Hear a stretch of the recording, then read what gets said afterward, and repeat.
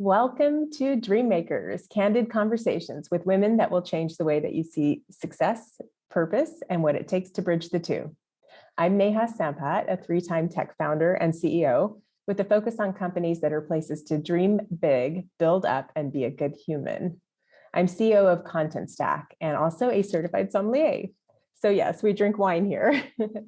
I'm joined by Hedieh Safiyari, founder and CEO at PromptHealth, which is a directory and social platform for patients and wellness providers that's changing the way that Canadians learn about and engage with their health. Today, we're going to talk about digital transformation in the health and wellness industry, side hustles, and going after opportunity when it surfaces. Let's get started. Hi, Hedieh. Hi, nice to meet you. It's a pleasure to be here. Thanks for being on the show. I'm super excited about this because I don't know a ton about the healthcare industry at all. And so this is, I think, our first guest on this podcast from the industry. So I think we'll all get an opportunity to learn a lot. So you started your career as a clinician. Tell me about that and what kind of drew you to healthcare. Of course. So my background is I was an athlete growing up. I grew up as a swimmer, so I was always super interested to learn about the human body. So I studied kinesiology undergrad, ended up doing a master's degree in rehab. And as a result of that, ended up working in healthcare for over 15 years in a private health clinic, which is one of the pioneers of private health in Canada. And I spent most of my career, which is 15 years, at that clinic. And during this time, I saw the gaps in some of the things that could be improved, and that led to creation of PromptHealth. Oh, awesome. So we're going to get more into PromptHealth in a moment. But first, let's talk about the wine that we're drinking together today. So we had to find a bottle that I could get shipped to Vancouver, Canada, and also have available here I'm actually in San Francisco today.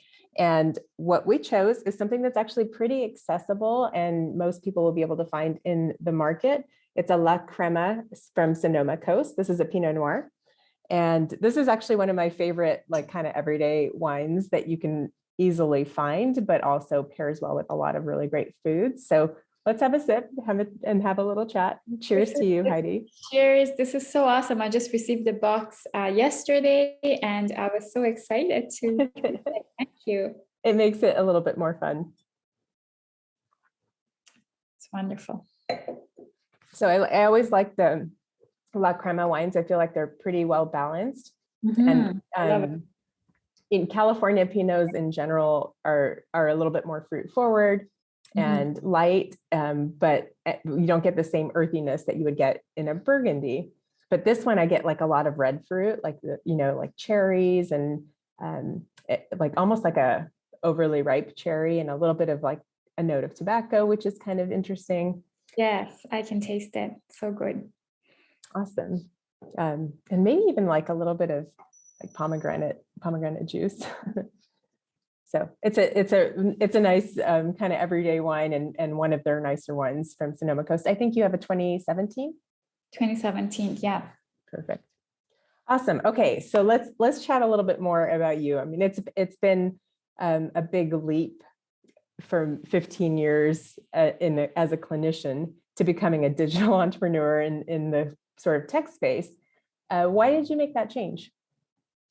So during this time, I witnessed what are the gaps are in terms of how people access care. And we used to have a lot of people coming to us looking for certain options, and finding these options for them was very ineffective. So I give you an example. A patient coming asking for a therapist who specializes in teens anxiety, or a pediatrician, or a dietitian with diabetes, or a nutritionist in eating disorder. There's a lot of different practitioners offering different specialties that a lot of people don't know about. These people are available. So we had to sit down and Google search, and maybe they have a website, maybe they don't, maybe they have a good SEO and they come up, maybe they won't. And, we would just suggest whoever that we knew in our neighborhood. But the truth is there are so many other people in different regions, maybe available virtually.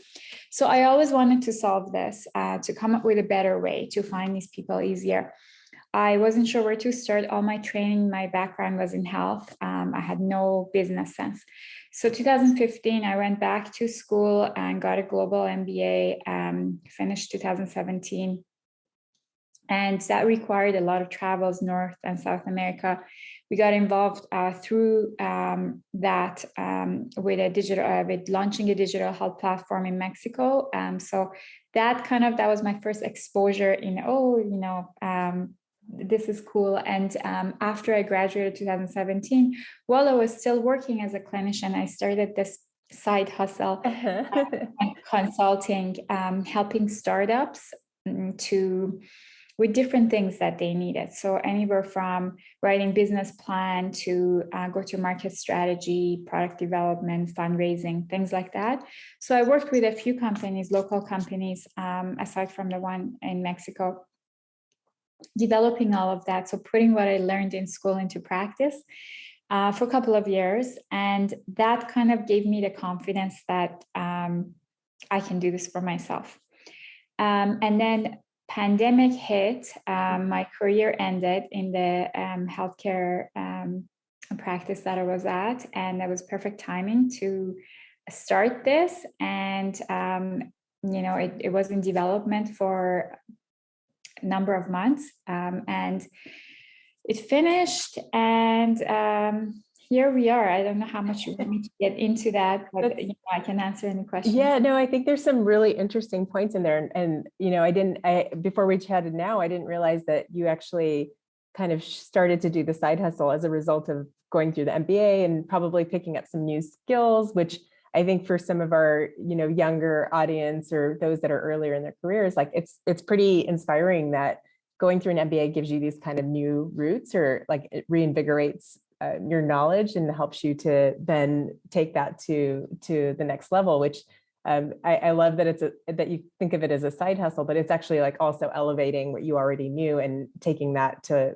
learn new things and help other entrepreneurs. So it's pretty cool to hear about that journey. And it's interesting how with a pandemic, a lot of people had to make a shift that, hopefully pushes you in a direction that's actually pretty exciting. But so talk a little bit about kind of how you came about it. Like, what are the steps that you went through to set this up and to start to build the technology? Yeah, for sure. So I had the idea for a long time, and once I had enough confidence to actually put together a business plan and formulate how that's going to look like, I put together the business plan. I hired a team initially overseas to start building the platform.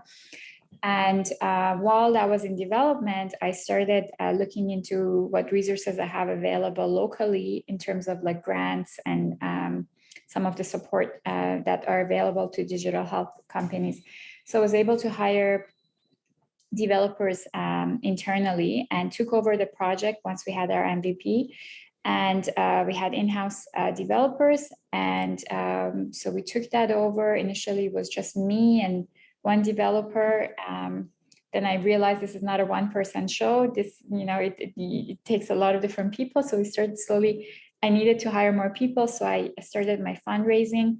And I can get into that more. But I raised the seed round, hired more people, and used a lot of different programs that are available to get a lot of help of different interns and in business and marketing to build a marketing business team. And, I started different activities from technology and business development side to get it going. You mentioned that you got kind of the confidence to get things going. And I think that was partially the result of the experience you had working with startups. Are there any particular projects or any learnings that stood out from the consulting that gave you that confidence? Oh my God, so much. Because there are different components to this, right? And Talking to different startups, it's actually quite interesting because I get approached a lot of times. People saying, I have this idea. And I'm like, it doesn't start with the idea. It starts with the problem. And then you have the solution, right? You're trying to solve a solution. You don't just come up with an idea, right? So I really want to emphasize on that. So knowing what problem is it that you're solving, knowing how you're different, who are your competition, how are you better than them? How can you put together a team that complements you, because you can't do everything by yourself. So those are some of my learnings, and knowing the market and who's your audience. And so you really have to hone on all of that because you start building a product. So those were some of the things that I started working on before I even started building it. That's good advice. And you probably gave that advice to the startups you were working with as well. Yeah. Awesome. Do you have any tips for people who are thinking about starting a side hustle? Like, how would you tackle that while still maintaining your full-time job and kind of getting it off the ground? I think I always say you can't just, as I said, you can't just come up with an idea and start doing it. Like, as you immerse yourself in different things, you see the opportunity, right? And once you see the opportunity, you just have to grab it and experiment with it and be ready to pivot, right? Because you might have an idea that you fall in love with at the beginning and it's great, but maybe that's not what the market wants, right? So you have to be able to keep like changing and pivoting until you really hone it down. So just be open to what's out there and keep learning. Yeah, and I'll talk about some of my recent experiences with regards to that. Awesome. Well, let's jump into more about PromptHealth and just learn a bit more about so you mentioned, you start with the problem. So tell us a little bit more about what the gaps were on the patient side and how that drove you to build this. For sure. So this is a two-sided marketplace, right? We have health seekers on one side and health providers on the other side. And I actually don't want to call it health. I want to call it wellness, because health is so illness focused and wellness is so like being proactive about your health, right? And the reason it's two-sided is because there's a problem on both sides. On the patient side, the problem is they don't know what the different providers do. And there's a lot of typical directories out there where you kind of have to know who you're searching for. For example, you search chiropractor, Vancouver, but what if you need to see osteopath? What if acupuncturist? What if there's a massage therapist? There is a lot of different options available to a certain need that people might not necessarily know about, right? So we started from the need. We're like, here's the need. These are your options. And there is always more than one option, right? We also have a personalized match where they can personalize their experience based on their background, health, age. It's geolocation as well as virtual. So they might be in Vancouver and get connected with someone in Toronto, for example. So that solves the problem on the health seeker side. On the provider side, a lot of these providers, and this is what we learned over the past year, are not on social media. They're not marketing themselves. If they are, it's a very fragmented market. Everybody are doing their own thing. And as a result, they can't reach everyone. So we said, well, we've created this platform. We can create tools for you to market yourself better. So that was the next phase of our development, to create tools for them to market themselves better by educating people, by sharing their knowledge, which is still not happening. So we're still working on, helping these providers in this creator economy to become creators, because they are the source of knowledge, right? So our interface right now looks very similar to Twitter or LinkedIn, where they can create different knowledge in form of voice memo or a text like a tweet or article or event. If they have any courses, online courses, which a lot of providers do these days, they can share all that knowledge and people can learn more from them. So that's another problem we're trying to solve on that side.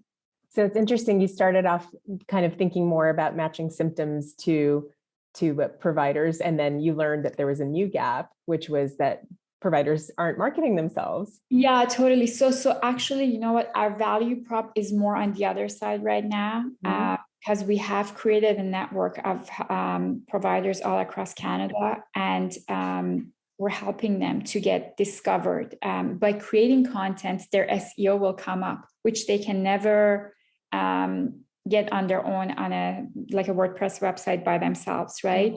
So the more content they create, the more discoverable they become on this one platform that has everyone, plus other tools, right? So people, so that's super cool, especially like the individual providers that are specialists that don't have any other means to make that kind of visibility. Exactly. And we also made inter-referral possible, which has never been done before. So they can learn about each other through content, not just profile, and they can recommend each other. So a naturopath can go and say, this dietitian is great, and she lives in another city, and dietitian can say this physio is great for shoulders, and so they can also, which boosts online trust, and it's more authentic. It's not fake reviews. Yeah, that's really cool. I love something that you said in our prep, which was, as the only founder, you have to admit that you don't know everything. And I completely align with that. What do you have to do, or what have you done to overcome some of your knowledge gaps as a founder? So as a solo founder, you have to, so the power of team is obviously very important, but not just people that can help you, people that can mentor you as well. Mm-hmm. So I found really great advisors in different areas that I knew I'm lacking the knowledge. So I have my finance prof, who was the dean of the MBA, as one of the advisors, investors. And then there is another person who's in health and knows this industry really well, and president of a chain of pharmacies. And he's another advisor, investor. So they, whenever I have a question and I need like a higher level strategy thinking mind to help me, that's who I go to. That's awesome. Yeah, I always like to think you should surround yourself by not only champions, but also people that know things that you don't. I used to say people that are smarter than you, but it's really more about knowing the areas or having expertise where you don't have it. And that's how we all grow. Yes. Can you talk a little bit about like where you are in your fundraising journey? You mentioned that you had raised some capital. Are you raising again? Where are things now? Yes. Yeah, so we did a seed last year, and I'm just starting going for Series A right now. Cool. That's exciting. Yeah. Awesome. So what are some of the biggest lessons that you've learned so far from an entrepreneurship perspective? Well, I think we touched on some of them. Power of team, surrounding yourself by people who complement your skills. For example, I'm a non-technical founder. So my tech journey was the hardest, the number of people I went through and some of the struggles I had. And I finally have like a really great tech lead. Surrounding yourself with people that complement your skills, I think, is a really big one. I think that's my biggest one, because it was my biggest struggle to begin with, but now I'm good. It's really remarkable and impressive and unusual to be a non-tech solo founder running a tech company. I'm also non-technical. My background's all more on the business and commercial side. But I had a co-founder who was technical, which helped me immensely. And I don't know that I could have pulled off what you did quite with as much grace. Yeah, well, if I could do it all over again, I would for sure have a co-founder who's tech. Yeah, it makes sense. I mean, it's tough and it gets complex, and every decision on the tech side also ends up having an impact on kind of the future, right? And sure. That's pretty exciting. You weren't very social media savvy either when you started this, but now you're like a guru in this. Talk about that a little bit. What tips would you have for people around social media? Yeah, for sure. So this was a really interesting discovery for me because I when we were going through the MBA training, because it was so intense, it was executive program and all of us were working. They had us cut out 25 hours a week out of our typical schedule, and that involved no TV, no social media.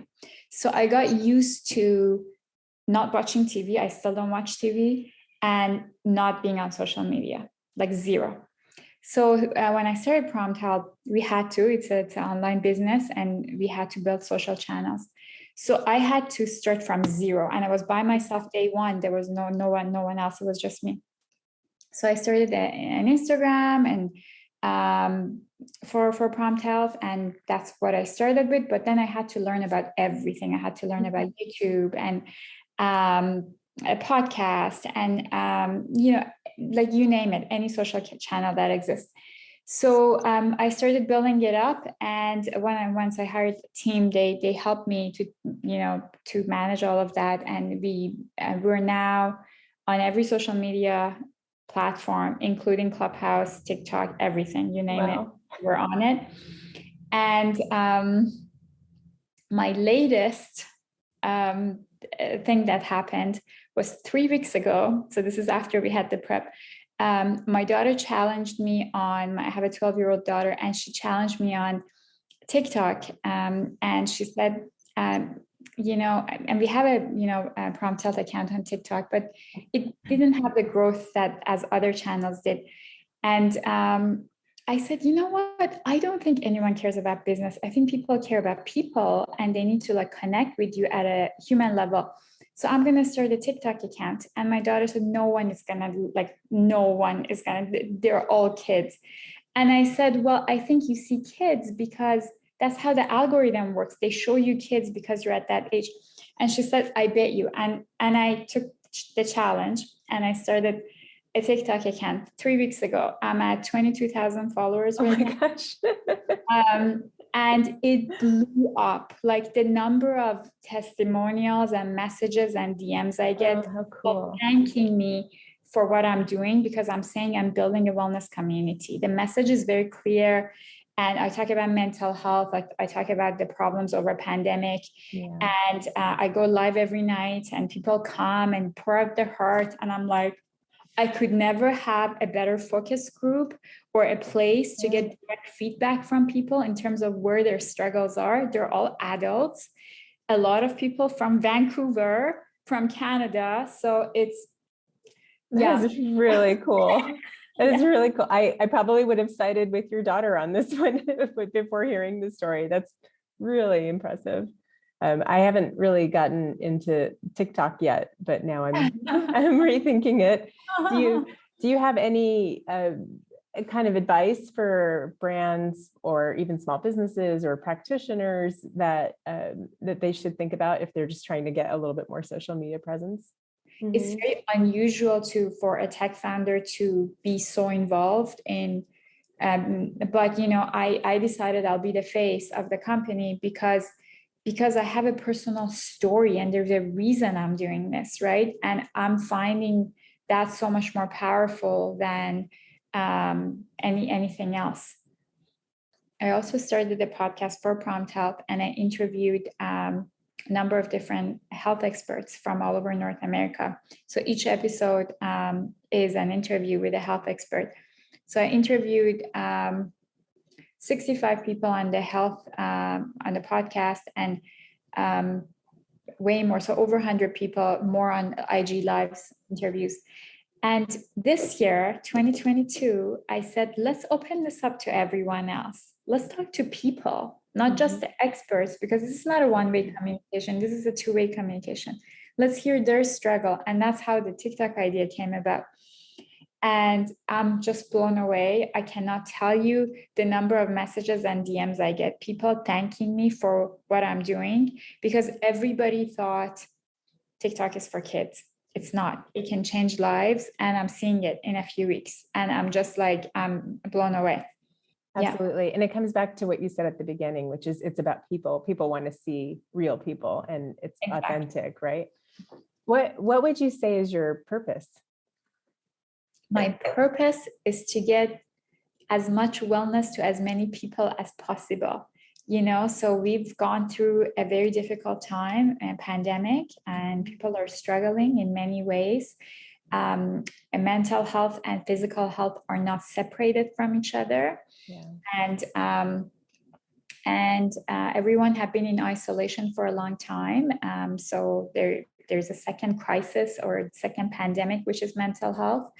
And again, it's not separated from your physical body because it's a vicious cycle, right? So I think this is a time that it's super important for people to be proactive about their well-being, and it starts from feeling well. And as I said, health is illness focused, but feeling well goes way beyond that, which is physical, mental, emotional, social, spiritual health. And that's what we're trying to do through different services that we provide. It's so important and probably more topical than ever right now. Yeah. Everybody has a different kind of story about how the pandemic has impacted them and their lives, but everybody has been affected. Like there's not a single person who hasn't had some kind of challenge through this period. That's so incredible. I think one thing that's come out of the pandemic that I've been thinking about a lot is kind of mental wellness and mental health were a little bit more taboo. And now it's so front and center and top of mind for everyone that your timing couldn't be better in terms of being able to reach more people, because everyone's looking for some kind of support, whether it's, as an employer, I'm always constantly focused on and worried about my employees and what they're going through. And as much as we try to do for them, the reality is everyone's on their own journey, and there's only so much that an employer or a company can do to help support. Exactly. So that it's awesome. You talked about your superpower, and that was a superpower that I actually think I share, and it's resilience. And I think it's one of the most important entrepreneurial traits. How did you cultivate that? Even going back to your childhood, if you can tell us a little bit about that. Yeah, for sure. I actually made a video about this lately, which I'm happy to share with you after. So, I grew up in Iran, and I moved to Canada when I was 16 with my family. And for people that don't know much about Iran, there was a war for 8 years between Iran and Iraq. So I lived through that. So we lived, in a war zone, and we had our neighbors killed, and we were bombed, and we had to, all of our classes were in shelters underground. And every day we weren't sure, if you're going to go home and your parents will be there or not, so it was just living through that for 8 years, following by immigration at the age of 16, learning to speak a different language at 16, because I skipped a grade 2 because Persian parents think their kids are the smartest. So they made Indians. They made me skip a grade. So at 16, I had graduated high school. So I had to sit first year college at that age, speak a different language, be able to keep up with everyone, and adapt to a different, environment, culture, everything. So I think all of that helps with resiliency, right? I always talk about it because people are like, oh, pandemic is killing us. And I'm like, I've seen worse. Yeah. It'll get better. We'll get through this, Yeah. Yes, I think that probably helps a lot from my upbringing. Yeah, it makes a lot of sense. And it's a lot to have dealt with and gone through. I'm curious if you think, so, the topic of this podcast is Dreammakers. Do you consider yourself a dream maker? I hope so. My goal is to inspire the younger generation that anything is possible. You just have to believe in yourself and just go for it. No one is holding you back but you, right? And I think everyone knows their strength more than anyone else. And everyone knows their weakness. So if you know what you're good at, go for it. If you know what you're not good at, try to get better at it, because a lot of times people are like, as a founder, you have to be a good storyteller, you have to be a good speaker. What if I'm not? I'm like, well, then become better. Like you have to, right? So try to, try to keep learning, never stop.